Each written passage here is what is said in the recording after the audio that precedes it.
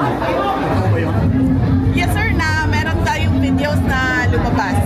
Ako at si Camille Villar at ako at si Senator Amy Marcos. Sir Leo? Yung marami po kayo leaders man na local candidates mo po. Katong diri kaganina sa listahan ng One Bohol for Good Governance. Last question dyan. One Bohol for Good Governance. DP, ano daw, kaya maraming nagtatanong, kailan po ba daw kayo sasali sa PDP rally? Wala pa akong schedule sa kanila except yung meeting de avance sa Manila.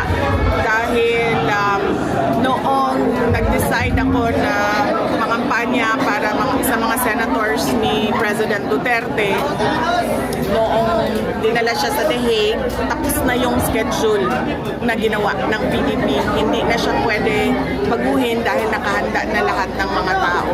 So ang napag-usapan namin na Secretary General ng PDP, si Attorney Wendell Avisado, is that doon ako sa meeting de avance sasali. Thank you.